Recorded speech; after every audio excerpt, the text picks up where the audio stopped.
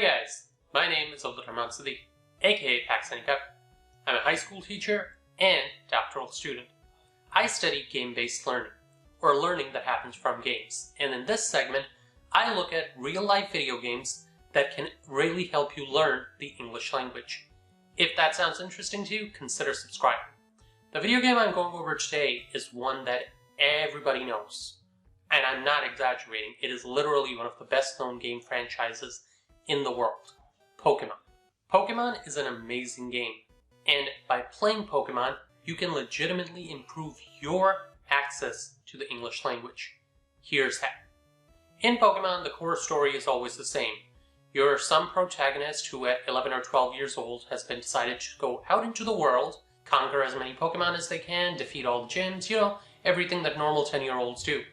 The core Pokemon game never actually changes much, but what's really great is that the system is conducive to a lot of reading and comprehension. Pokemon people don't talk, they speak, and you only read it. As a result, your reading comprehension has to be on point to understand what the game is talking about. But what's really great is that the game goes through a lot of steps to make that reading comprehension accessible, so you can use it to not only access the game, but improve your reading comprehension. When characters speak, directions for the next phase of the adventure are given to you via text. When Pokemon battle, details about the Pokemon, about what their moves actually do, require you to read the move details, which essentially means that any kind of strategy forming has to be done by reading.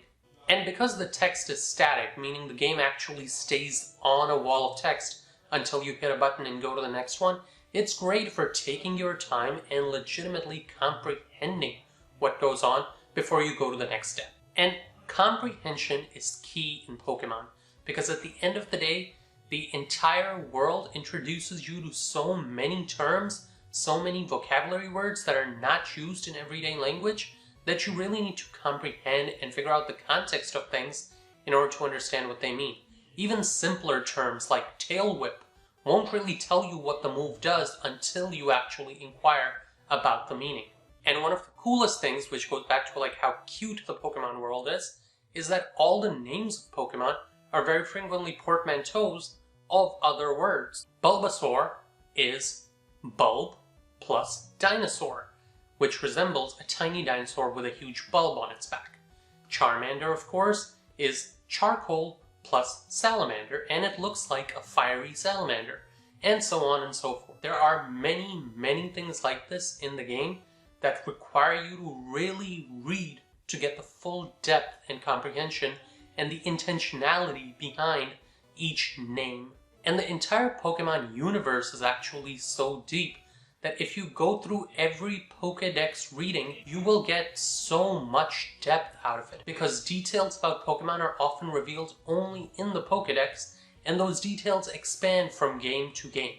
Add to all this the fact that Pokemon is completely portable, with most of the games coming on devices that you can actually carry with you, and Pokemon is a really great game to get some quick language learning in. That's not to say that Pokemon is flawless when it comes to language instruction. Pokemon follows a very set path. For the most part, everyone is going to follow roughly the same linear path of where to go next on the map, what to do next on the map. There is some level of challenge in deciding and some level of options, but it really isn't a lot. So basically, you can theoretically skip a lot of the discussion, a lot of the talk, and still go where you need to in order to follow the game. Basically, the people that you talk to, of all the thousands upon thousands of lines of text, so many of them are completely optional.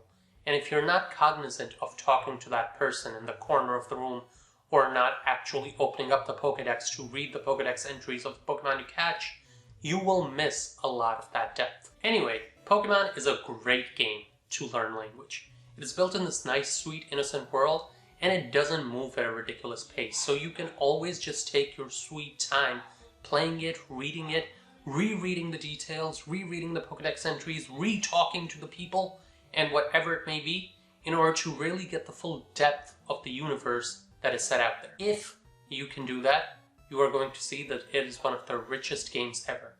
even if they did not bring back the National Pokedex.